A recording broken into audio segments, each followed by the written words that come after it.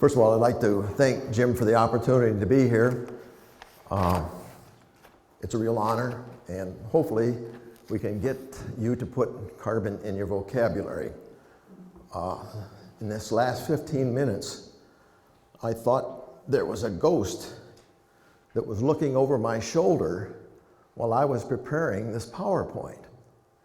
And how Jim come up with all of that information and how accurate it was with respect to what I'm going to say.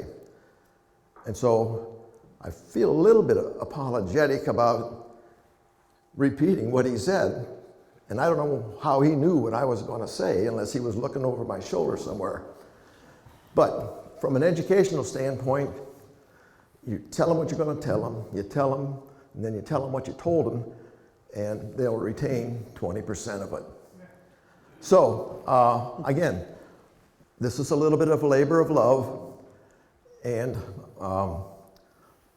I only hope that I can get you to think about carbon and what it means to some of these biological processes. I have a confession, and somewhat directed towards Wendy.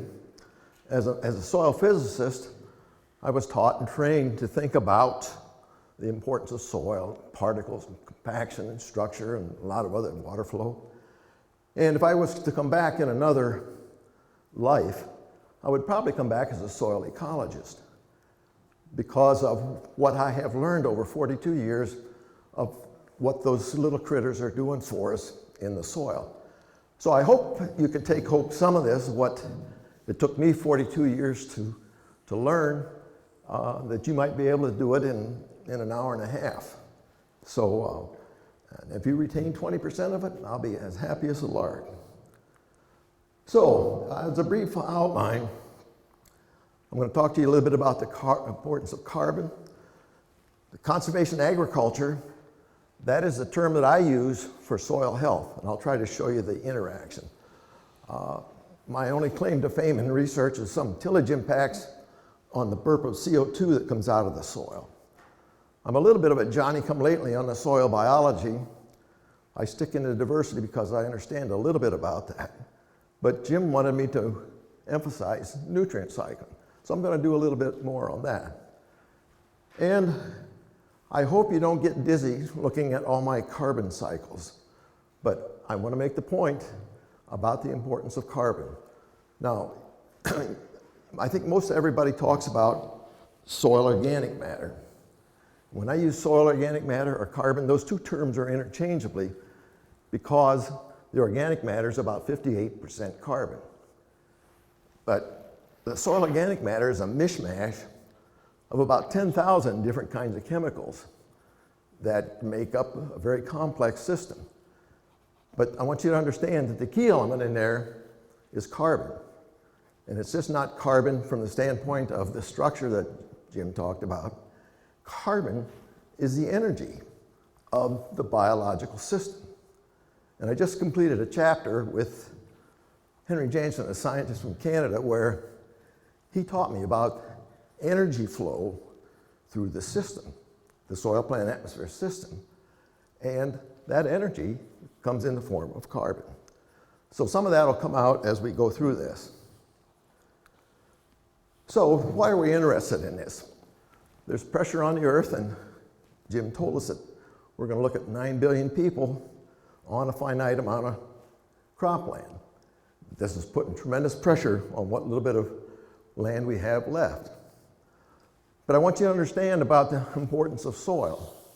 Now there's a 4-letter word that's used in place of soil, but as a soil scientist, that's a naughty word. And so if your food is important to you, 3 meals a day, 95% of that comes from the soil. And you can tell it's pretty important to me. So there's all these things we can say about the soil that's responsible for virtually all life on the soil. Without it, we wouldn't exist. The key process in all this is photosynthesis and respiration, because photosynthesis takes that solar energy and transforms it into chemical energy the carbon, the hydrogen, the oxygen, and the nitrogen, and which allows us to carry on our activities. The soil is a living biological system, and that requires fuel. That fuel is carbon. And so I think we need to treat our soils with respect, and if you prefer to use that four-letter word, I just like to get you to think about using a nice word. So, we have a hungry world, we have some environmental concerns for children's future, and I think our one hope is what I call conservation agriculture. Jim calls it soil health, and we'll show you the difference. We have to understand that we're working with a living system, and the key component in that system is carbon because it is the energy that fuels the system. So, this quote I got from a no-till farmer, Brian Jorgensen, over in South Dakota. And what did Jim tell us just 15 minutes ago? Carbon is the framework and the fuel of every living thing. And I had to write that down because coming from a farmer, he was way ahead of me in my understanding of the importance of carbon. And so I put together soil biology is all about the C's. Carbon cycling creates conservation connections, creating pathways to sustainability. From my perspective, carbon is the heart of soil health.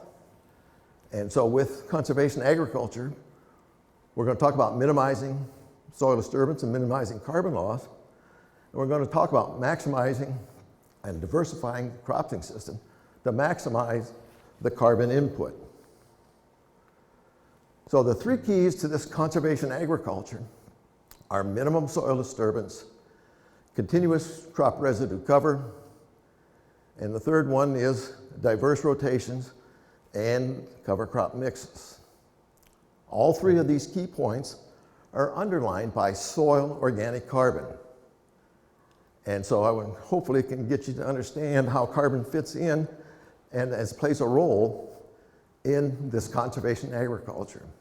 So now you remember these 3 points for conservation agriculture, and then look at this poster that Jim has over here on soil health. So when we talk about conservation agriculture, there are 3 principles that we promote, and they're exactly the same as 3 principles over on that poster. We want continuous crop residue cover on the surface to protect it. We want the diverse rotations and cover crops to provide diversity in terms of carbon input for that soil biology. And the way we do this is with minimum soil disturbance, sometimes called no-till. There's a 4th parameter on there where we have to allow for the uniqueness of you as an individual farmer, the uniqueness of your land, the uniqueness of your operation, whether you want to put cattle on it or poultry or whatever. So that falls into this one principle called local complementary agricultural practices. So this is what I call conservation agriculture. And I use this term rather than soil health because around the world, in terms of Europe, South America, Australia, New Zealand, and Canada, that's the jargon that they're using. In the US, the NRCS folks have done an excellent job teaching us about soil health, and so they're exactly the same as far as I'm concerned. And so I show it in this comparison here with the principles of conservation agriculture on the left and the principles of soil health on the right. The only difference is that they want to put keeping the living roots growing as long as possible. Well, from my perspective, if you've got a plant growing, it's got to have the roots so it's there automatically. So in essence, the principles are exactly the same. And I have to tip my hat to the NRCS folks that have promoted this because it's getting more conservation on the land through the use of diverse rotations and cover crops than any other conservation practice we've had. So when you put conservation agriculture and soil health together, it comes out with cash farming. I haven't figured out a way to put the profitability into that yet, but so I want you to understand that when I talk about conservation agriculture, you could look at it as soil health, and sometimes I do talk about soil health. So it's a little different mentality. There's a little different risks involved, but it are the three principles that I think are going to allow agriculture to be sustainable, not just 1 or 2 or 3 years, but 3 or 4 or 10 generations into the future. So, the importance of a healthy soil biology. There's a whole list of things that you can read at your leisure, but the top 2 that I put up there are carbon cycling and nutrient cycling. And all of these other nice attributes that come out of that system are a result of the soil biology. And so I'm still trying to understand how Jim knew what I was going to talk about. They do so much for us, and they're so little recognized. Well, they're difficult to see, for one thing. You can see night crawlers, but some of those microbes are so small you can't see them. Some of the fungi are so small you can't see them, they're filaments. But you can see earthworms and moles and a few other things that are all part of that system. So all of this put into this big package and trying to maintain a healthy soil, from my perspective, is carbon. Now the question is, do I call it carbon medicine or carbon energy? It's food for the bugs, for the microbes. Maybe Wendy can help me wrestle with that in terms of the proper terminology to explain whether it's food or medicine. So it starts with this carbon cycle, where carbon dioxide in the presence of sun combines with water to form that carbohydrate, the carbon and hydrogen and the oxygen that Jim talked about. So this is energy capture, and it's transitioned that energy from solar energy provided by the sun into chemical energy that's bound up in that carbohydrate, that when we take and add oxygen to it, we get the reverse process called respiration. This is when the energy is released to do useful work for us to carry out our functions and carry on all of our activities. So, again, Jim mentioned that the plants, in essence, are the main source of our food and energy generation. Well, it looks like a relatively simple cycle. In this context it is, but I want to assure you it's a lot more complicated and indicate that the devil is in the details.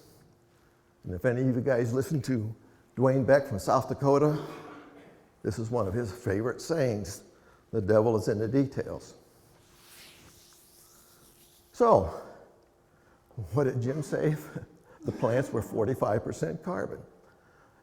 I don't know how he said that, but out looking at my PowerPoint, but he didn't have access to it, so I'm not sure what's going on. The point I want to make is that don't look at that plant and call it residue or trash, because that 45% carbon is a form of energy that's important to us. So the plant captures the carbon, stores some of it. It's a form of energy for us and our food coming out of there in the grain. It's also an energy source for the biology. It allows us to put carbon into the soil through the root system and through root exudates. There are many environmental benefits. And so it does a lot to enhance our quality of life. So when you look at that plant, look at it and see the carbon is there and appreciate that for what it means to you in terms of generating food for the 155 people that you feed as individual farmers, and what it means to the quality of life that we are all enjoying.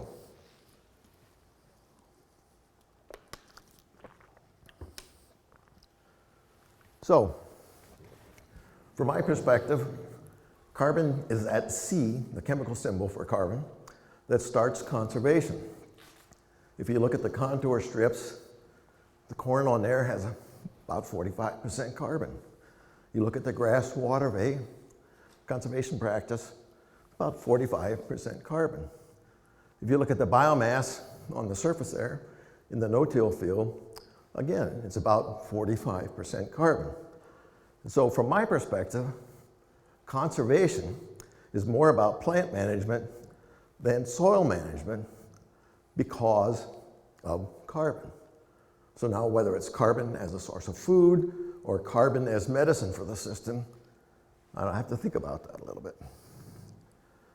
So when we have these resources, the sun, the air, the water, and the soil, out of that carbon cycle comes these ecosystem services.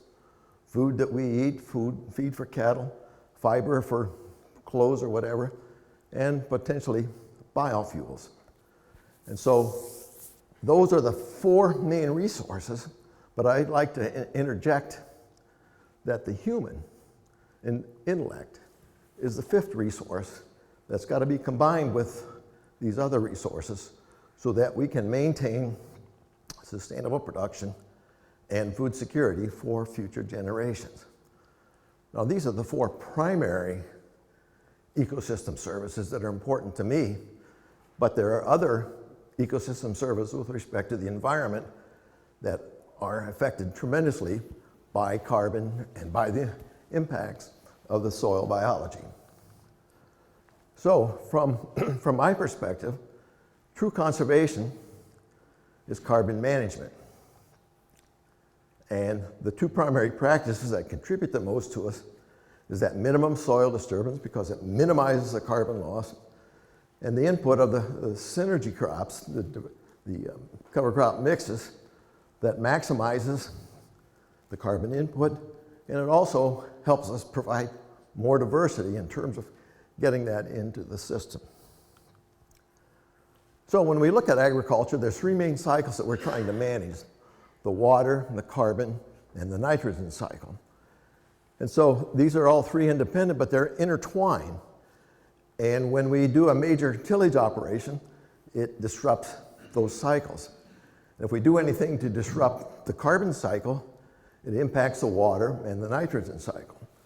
And so I want to let you know that intensive tillage disrupts these natural cycles, and that when they're interacted, it upsets all of them.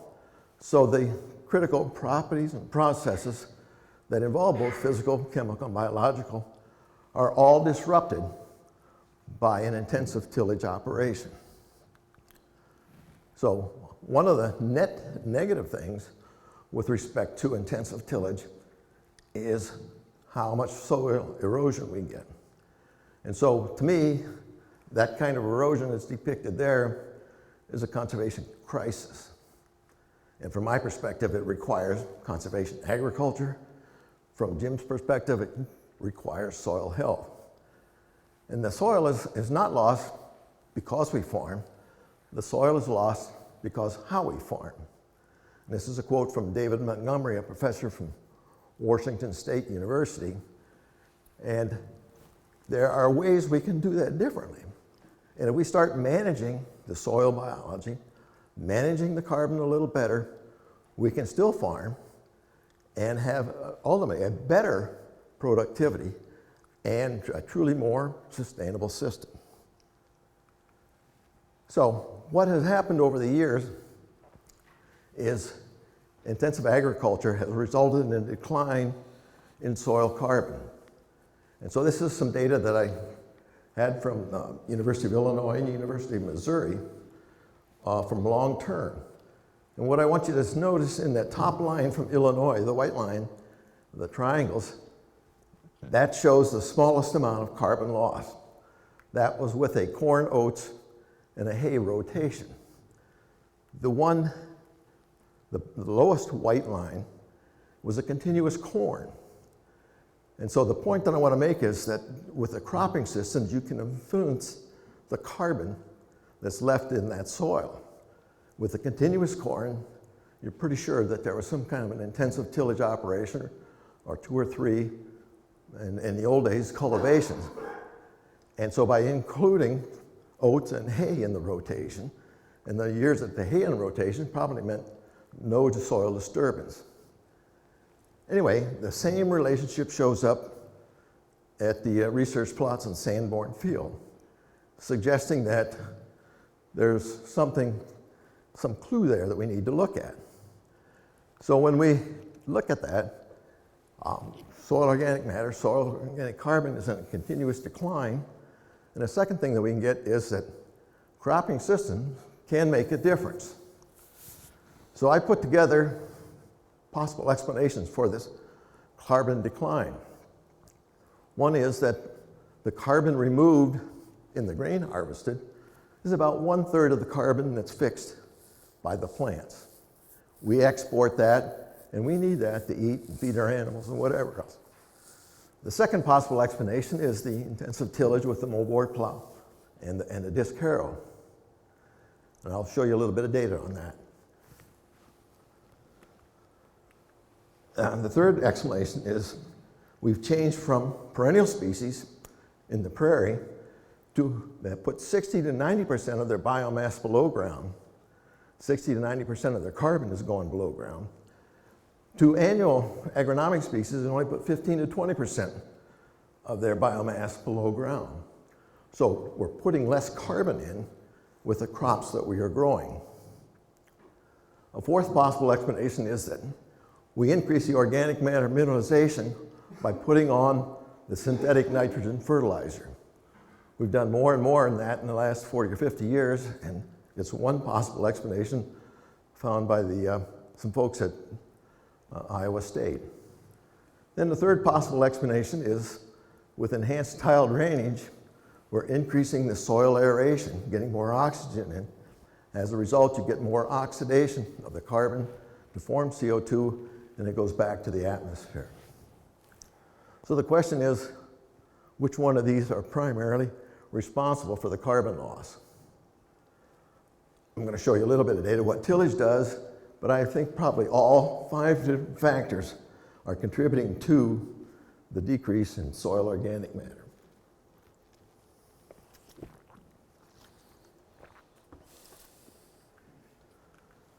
So, a little bit about my research. That's already 20 years old, but that's okay. What I'm trying to show there with the flickering flames is there an oxidation process. It's a slow burning process.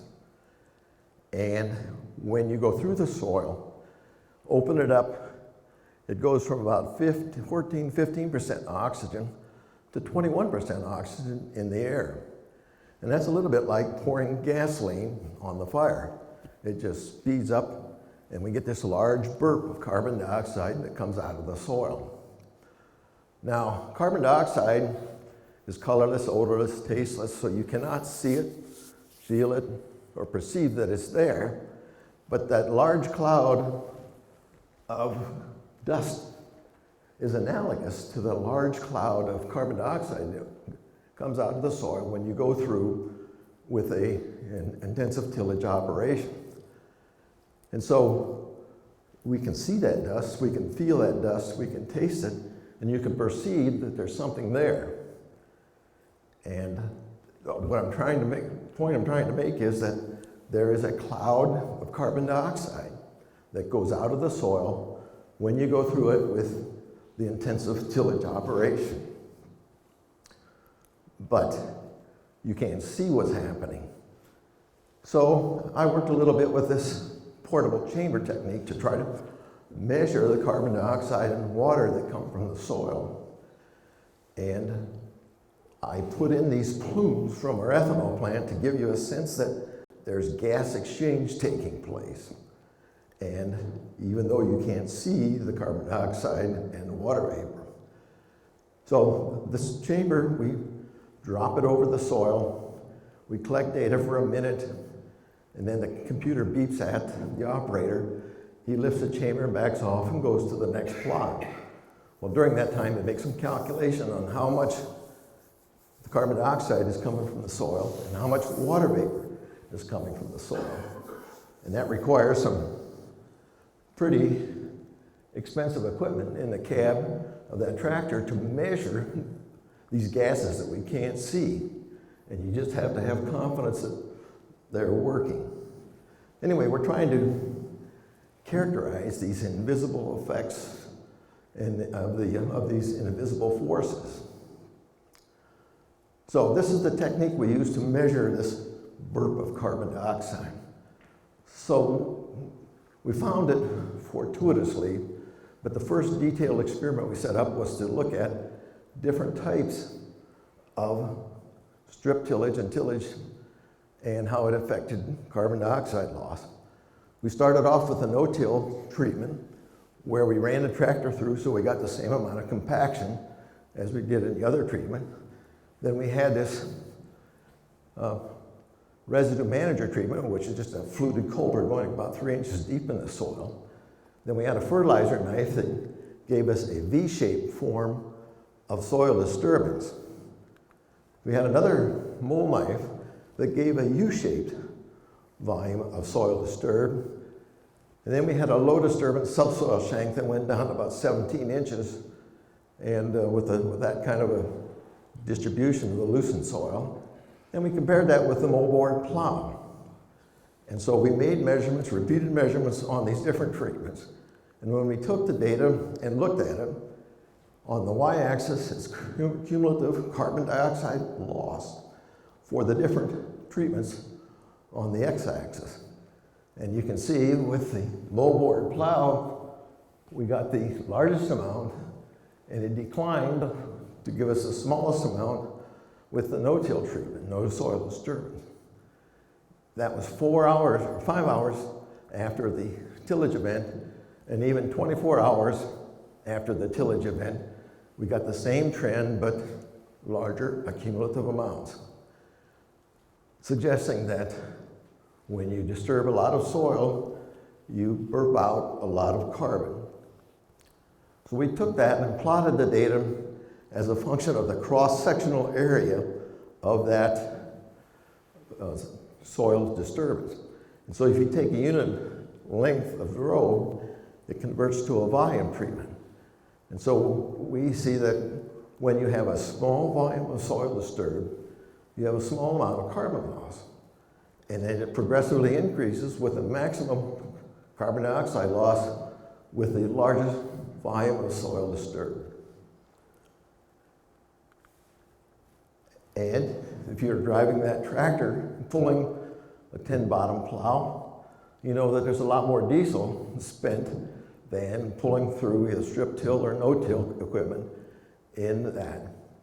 So intensive tillage is a double negative with respect to carbon loss. The carbon that comes from the soil is a loss, and then the carbon that's released in the combustion of that fossil fuel is a double whammy with respect to carbon loss. We did one other study to use the same tillage tool to check on this phenomenon. And so we were able to plow the soil as shallow as 4 inches and get it to invert and call it tillage, through 2 other depths to 11 inches, where that was as deep as we could go with the plow and pull it with the tractor that we had. So we made those same measurements with that chamber, and when we look at the loss over a 24-hour period, again, we get the smallest amount with a no-till, and as you go from 4 inches in depth to 11 inches, we get a progressive increase in this burp of carbon dioxide that's coming out of the system.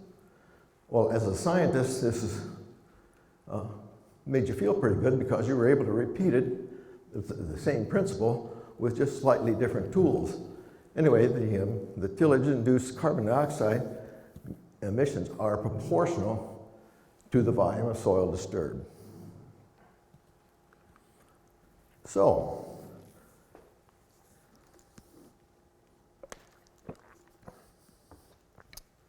again, Jim knew what I was going to say, and I don't know how he got this premonition. So I'm going to try to talk to you a little bit about what tillage does to the soil microbiology. Now this is an idealistic picture of a profile. And I don't know exactly where you can find that in, but the idea is that Mother Nature can do things a little bit differently than we do. And when we talk about that, the small amount of this organic matter that's in there is a result of the bodies of these little critters. And Jim sort of talked to you about that. It's important that we understand, because that's a portion of the living carbon system that is required for that soil biology to carry on. But taking this living soil concept a little further, there's all those lists of the mammals, the worms, the nematodes, and the fungi, and the actinomycetes, the bacteria, and even algae. And if you take and sum up all the energy requirements of the soil fauna and the microbial action in that system, it's equivalent to grazing 2 African elephants per acre. And when you understand that each one of those elephants eats about 300 pounds of hay a day, they give you some sense of what's going on with the combined effect of all that soil biology. They've got to eat, and they need that energy to carry on their functions. And so I was brought up in physical, chemical, and biological aspects important in soil.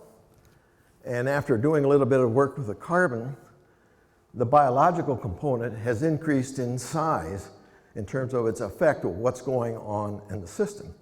And again, Jim's been making this point for 20 years, and I'm coming along and saying, yes, I agree with you. So the carbon, taking that quote from that farmer again, Brian Jorgensen, carbon is the frame of every living thing. Just like your skeleton is sort of our frame. And carbon is the fuel for every living thing, just like the food that we eat, so that we can carry on our activities. The physical and the chemical factors are important, but what I'm coming around to believe that the biological factors have a lot more to say about how we get a sustainable production system and working close with nature.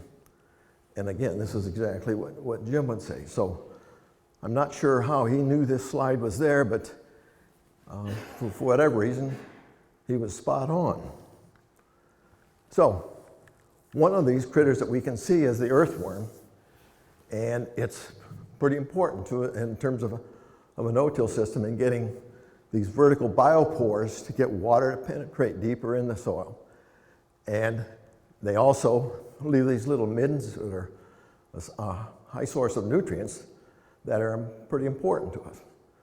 Now this is more of a physical part, but the mucilage on the worms and that, and lining of those biopores all contribute concentrated areas of nutrients that are available for the microbes, and then there's some nutrients that are available for the plant roots that would come along with a succeeding crop.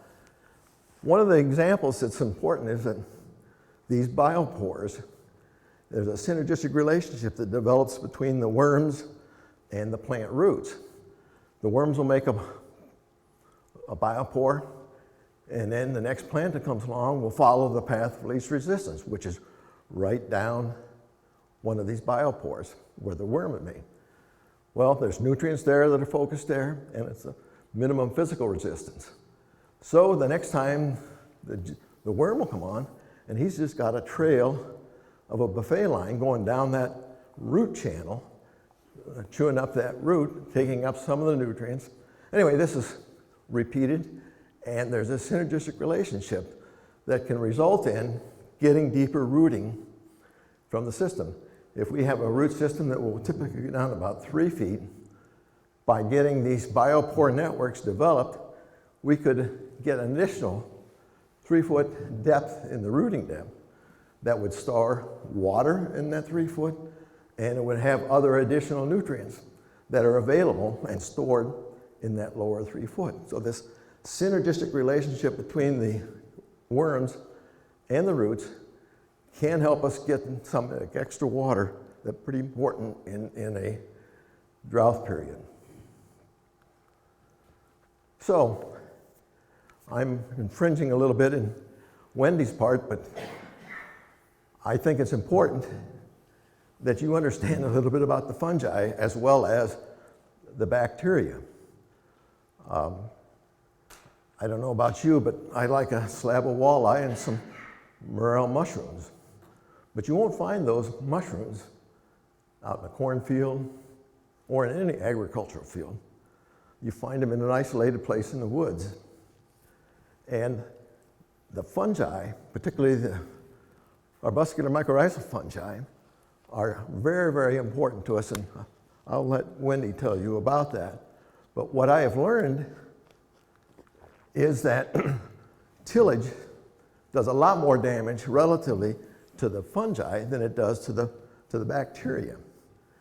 The tillage sometimes can stimulate and prime the bacteria that creates additional activity, but it results in complete destruction of the fungal hyphae network that are so important to us.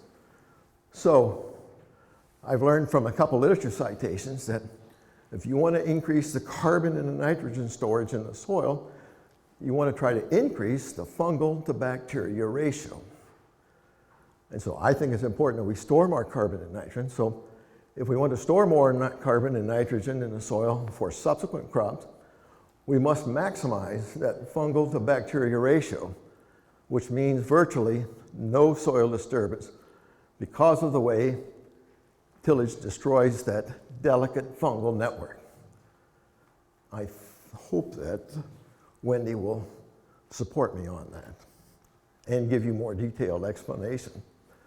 So, intensive tillage butchers the biology that we can see.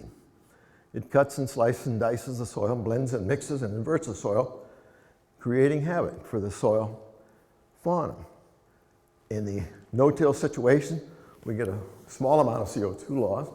After a primary tillage operation, we get a large burp of carbon dioxide. And with secondary tillage, there's enhancement of it, but it starts to decline because the particles and aggregates are smaller and do not let the gas out as fast as with the larger aggregates in the primary tillage.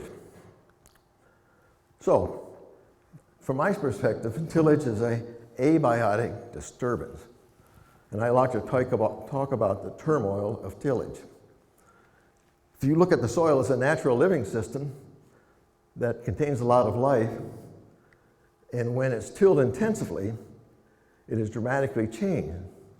And it can be considered analogous to a human reaction to a combination of an earthquake, a forest fire, hurricane, asteroid, tsunami, and a tornado, all rolled into one perturbation event. And if that happened to you in your house 2 or 3 times a year, you wouldn't be very happy, you wouldn't be very productive, you wouldn't be very efficient. And that's exactly what happens when we do an intensive tillage. The only thing that's been saving us is the soil has a certain built-in natural resilience that allows us to use it and still get by without having any major calamities. So tillage does a lot to mess up the soil biology.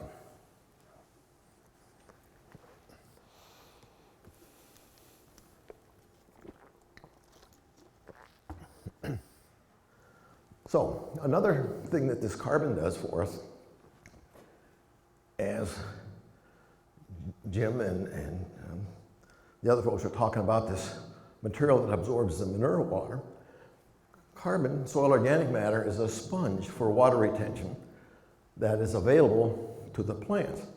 And so when you have a soil that's rich in spongy organic matter, and as it decomposes, it releases some nutrients, but it holds more than its own weight in water that becomes available to the plants.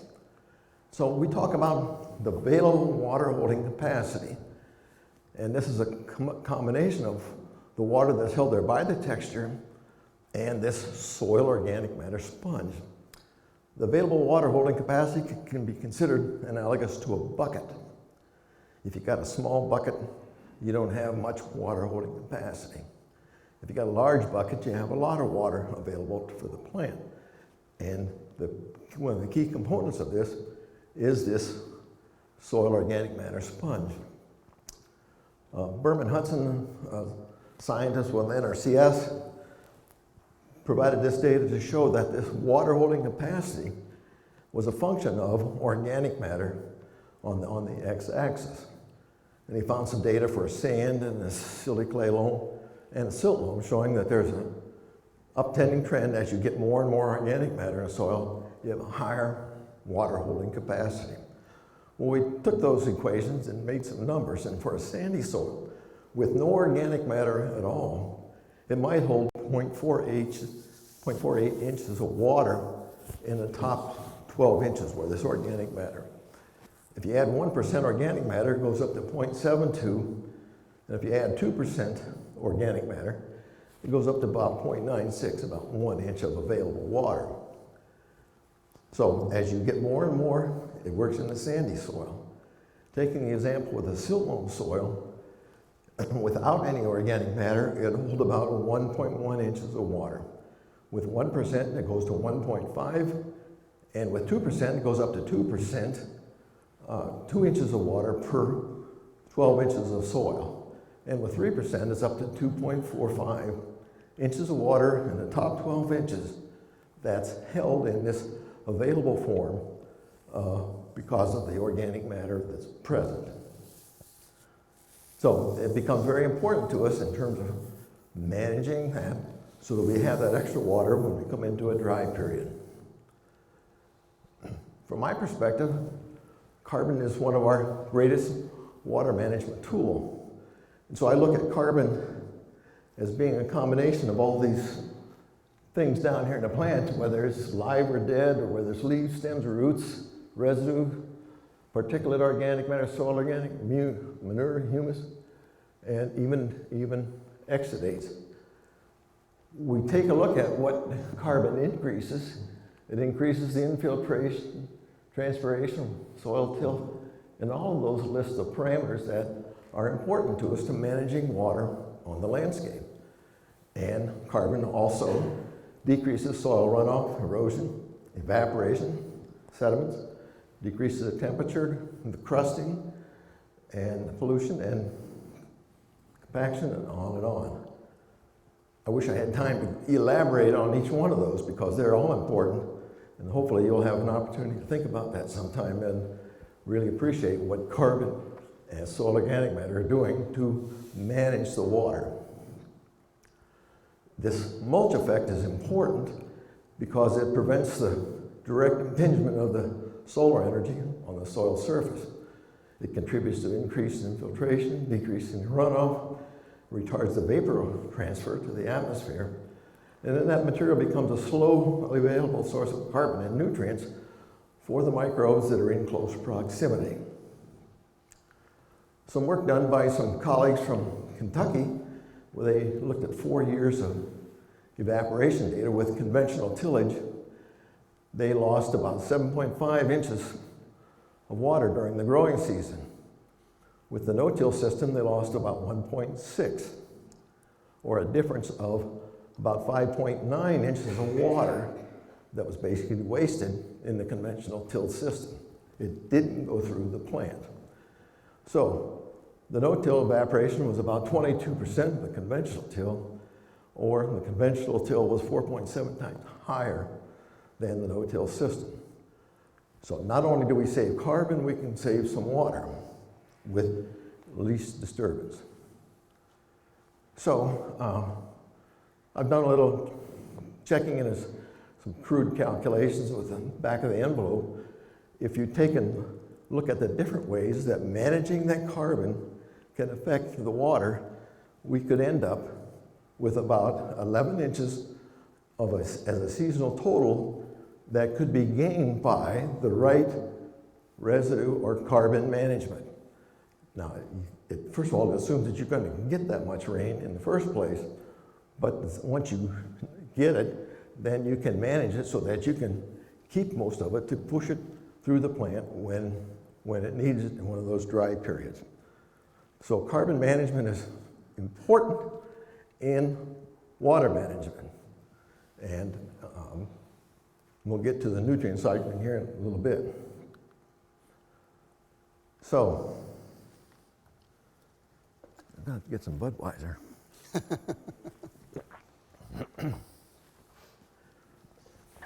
One of the things that we're concerned about in terms of... Tell them, Don, what that cost you over in Hawaii. I come back from Hawaii and it hurts to pay $12 for a glass of beer. But when you're thirsty, I'd probably pay $15 now if you had it here. We digress. Tillage has some big effects on environmental consequences. And with the higher intensity rainfall events we're getting, the mega storms or the water bombs, whatever slang expression you use, we can't afford to leave the soil bare at any time to keep it in place. Anyway, there's a lot of erosion with conventional tillage. With conservation tillage, there's a little bit less. And with no-till, there's a lot less because the soil is basically fully protected. I illustrate this with some data from some other colleagues from the University of Kentucky. They have enough information on what they did in the tillage to tell me that they had a moldboard plow with 2 diskings for conventional. For the conservation tillage, they had a chisel plow with a straight shanks, and that was 1 pass through the field. And then they had the no-till treatment. And I want you to look at the column that's labeled sediment loss. And you can see that the maximum loss was with the conventional, the next higher loss was conservation tillage, and the least amount was with the no-till treatment. And if you look at that column, and the blue numbers on the right, that's the ratio taken with respect to no tillage. Conservation tillage lost 11 times more soil than the no-till treatment, whereas the conventional treatment lost 52 times more than the no-till treatment. Unfortunately, the conservation tillage treatment is still losing soil faster than Mother Nature is making it. And so we can't afford to lose any soil if we're going to continue to be sustainable into the future. So this phrase, conservation tillage, bothers me, and I think it's an oxymoron. Any form of intensive tillage that is not a form of conservation in the way that intensive tillage degrades and fractures the natural soil structure. It destroys or disturbs the ecosystems of the soil fauna that are so important in this nutrient cycling. Tillage also moves the soil down slope via tillage erosion. Intensive tillage loosens the soil, buries the crop residue, allowing the soil to dry up, setting the system up for severe erosion with the next high-intensity rainfall event.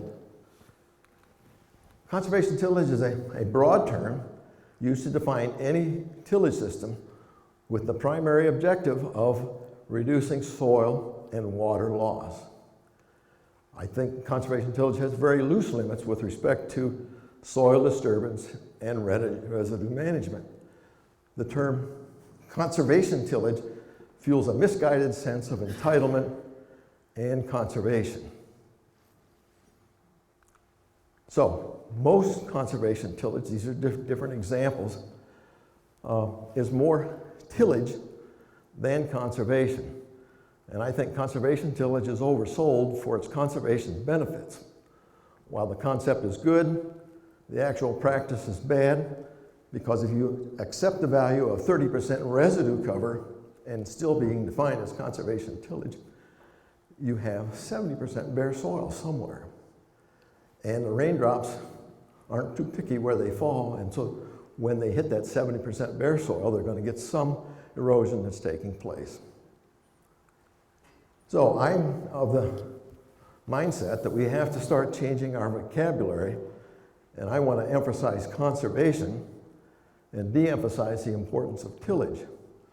I want to put more emphasis on crop residue management and de-emphasize the soil disturbance. And all of that points to improved carbon management from my perspective. So I'm interested in conservation without compromise. And conservation tillage, in my mind, doesn't give us that confidence. When you take a look at the gradient with respect to the different types of tillage equipment we have, and if you remember, I said that the volume of carbon loss was proportional, the amount of carbon loss was proportional to the volume of soil disturbed. And that's represented by this triangle on the bottom. On the y-axis, it's the volume of soil disturbed. So with the moldboard plow, we get the maximum amount of carbon loss, and we have an inversion. And on the other extreme is where we have high disturbance and low disturbance no-till seeders with a minimum amount of disturbance. But between those two extremes, we've got all of those terms called conservation tillage. And the results suggest that sometimes people even throw no-till into the conservation tillage category. But there's this gradient, and if we're going to maintain happy soil biology, I think we need to start thinking about how we can get to the right-hand side of that graph and minimizing the damage to the soil biology. So, conservation agriculture or soil health, we need to start understanding what's going on. The three principles of continuous crop residue cover, diverse rotation and cover crop mixes, and minimum soil disturbance all incorporate one thing that's important to us, and that's carbon. So if I can't impress upon you the importance of carbon with these few examples, I hope we can continue and maybe have some impact on your thinking so that you do put carbon in your vocabulary. So this carbon has got a cycle, and this is where the cover crop cocktails come in with some aspects of the diversity. When you talk about carbon cycling, you're also talking about energy cycling, coming from the plant through the biology, releasing the CO2 to go back and complete the carbon cycle, bring it in with the next batch of photosynthesis that would be taking place.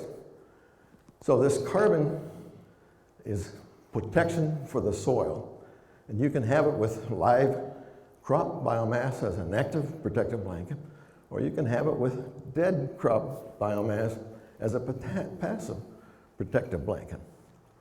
Both are soil protection and food sources for the soil biology. So we've got to make sure that we protect the soil so it stays there in place, but then slowly replace that with the next crop, because some of that energy and the carbon have been consumed by the biology to carry out the nutrient cycling that's important to us. So this biodiversity from cover crops and from our management system provides this whole list of, and some of them I don't know how to name them, but I call it magic. And there's some synergistic relationships.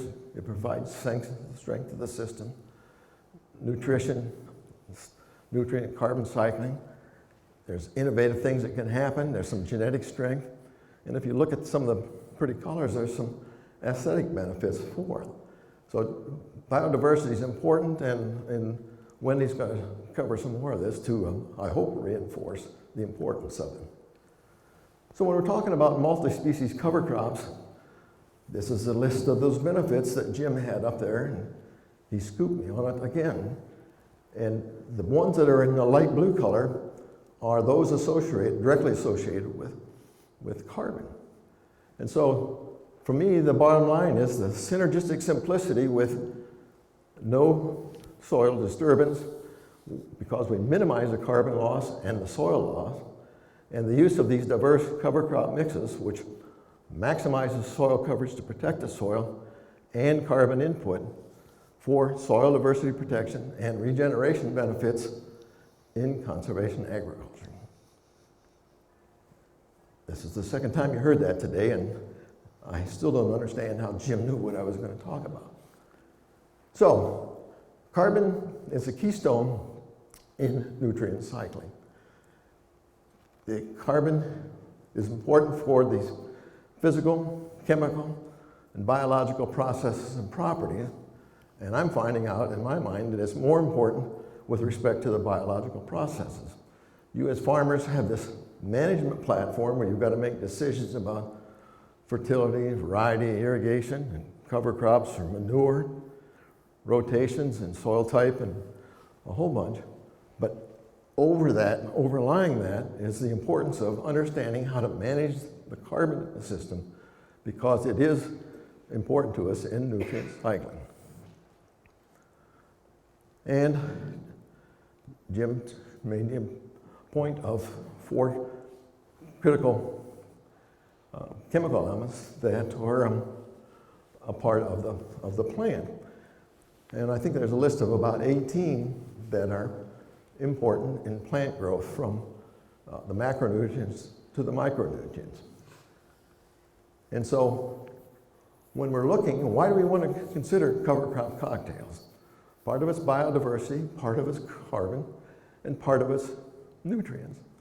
And I like to look at those cover crop cocktails as synergy crop, because they provide the community of crops provides the synergistic effects that the subsequent crops are greater than the sum of the individual crop contributions to that, that particular yield.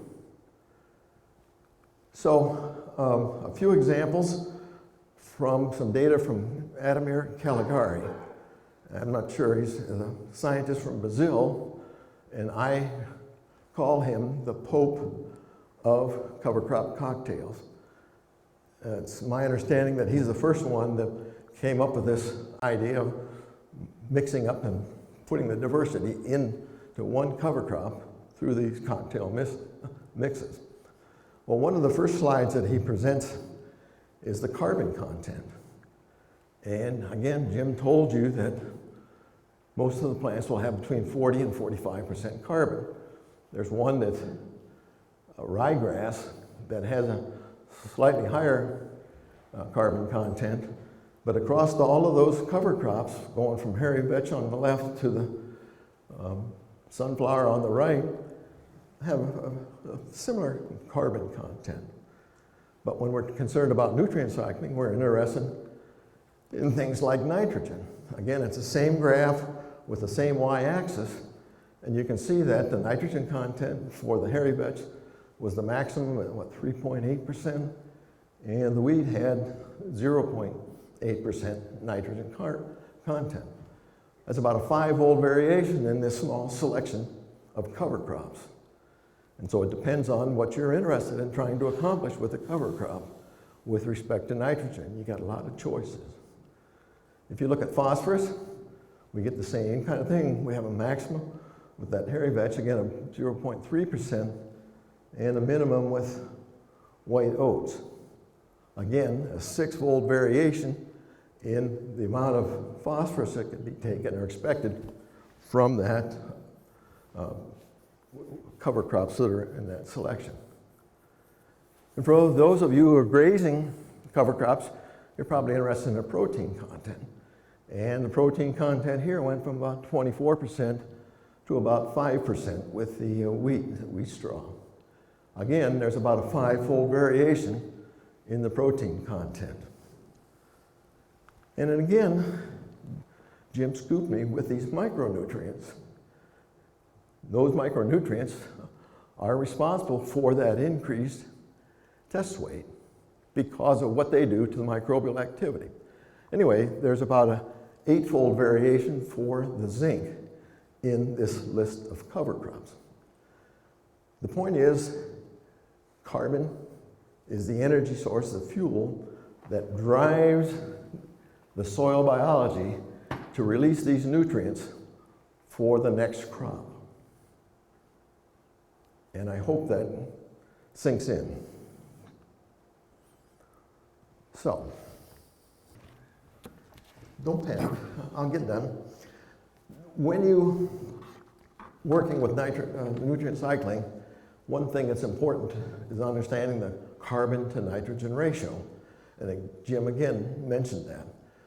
And if you look at the word conservation, it starts with a C and ends with an N. And so good conservation management means understanding that C to N ratio. These two nutrients and their ratio is critical because it controls a lot of the rate of release of these because of the way the decomposition takes place. It's related to the carbon-nitrogen ratio. And Jim tried to tell you that wood chips have a carbon-nitrogen ratio 400 to 1. The example I use is 300 to 1. But if you take a look at that material, going all the way down the list to the equilibrium value in the soil, which is about 11 to 1, and then the soil microbes, on the average, have about 8 to 1 CN ratio. And so it depends on what you want to accomplish with those cover crops and the rate of release of the nutrients. If you get down in the lower C to N ratio, there's going to be more rapid decomposition, more rapid release of the nutrients, and better utilization by the next crop that's coming in. Some of the other ones with a higher CN ratio are a little slower to release some of those critical nutrients, but this is a management decision that you can make to help establish the rate of release of these nutrients for the next crop.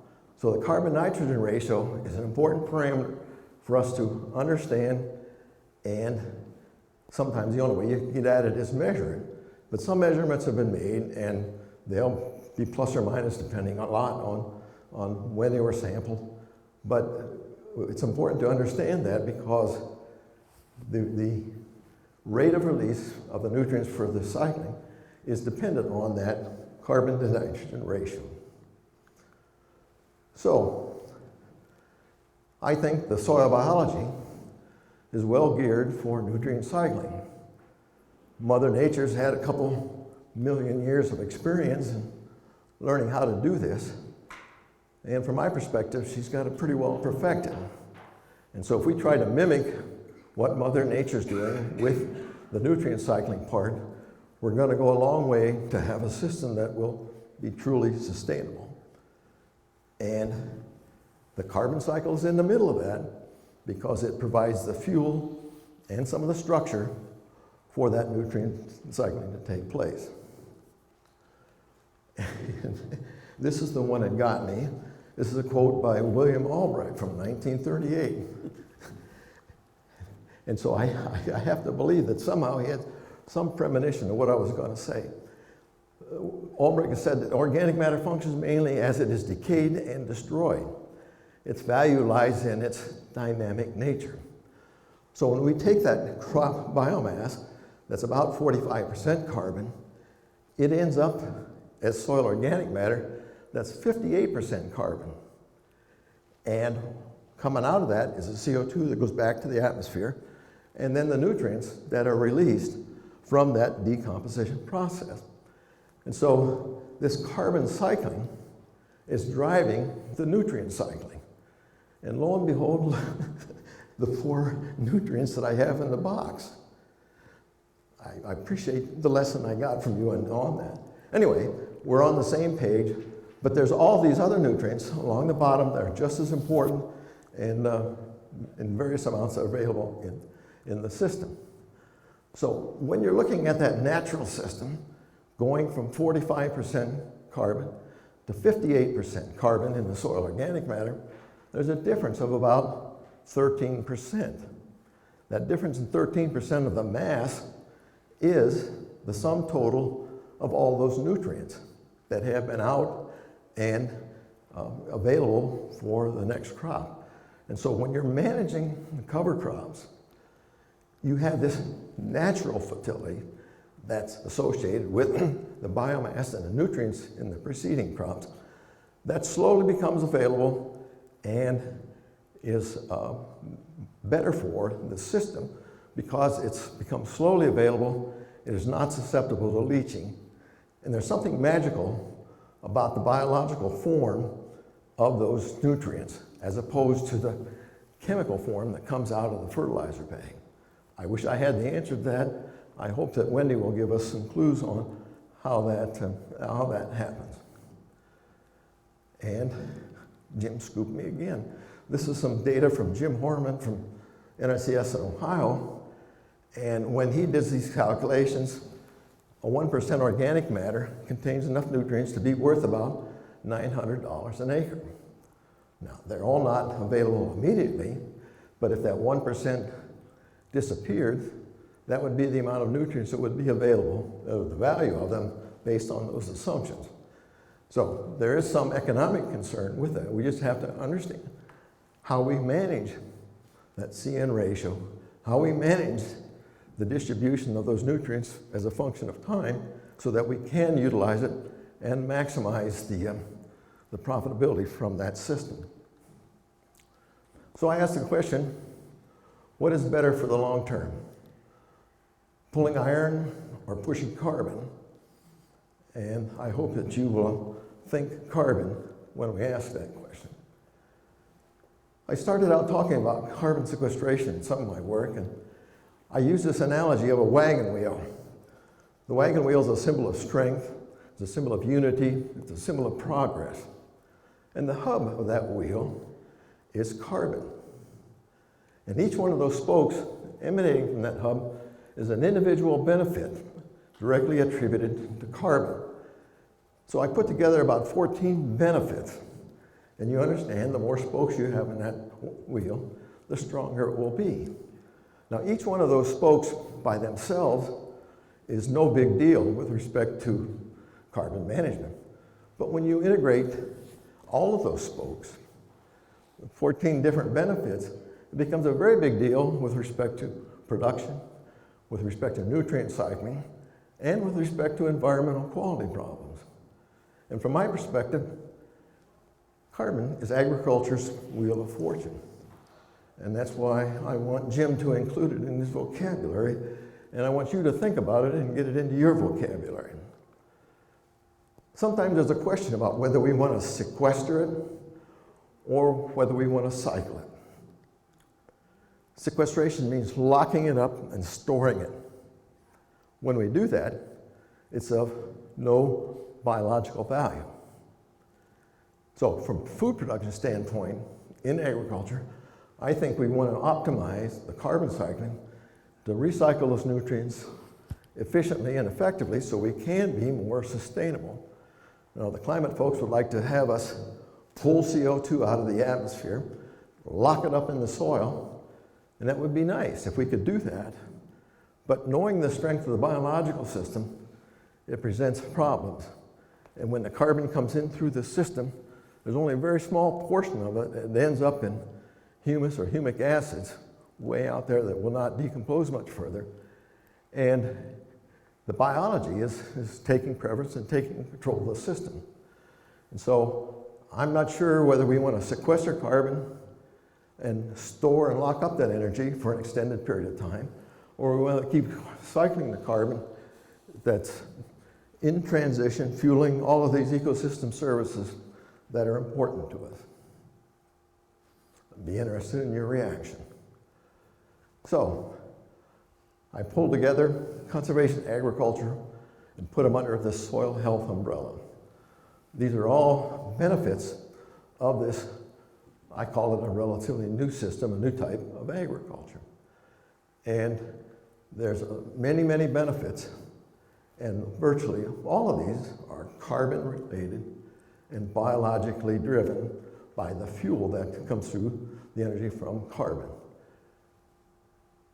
I don't know how we get the farmers around the world to understand this. We have a few of the conservation agriculture leaders that are doing this, and they're very successful, and they're very profitable.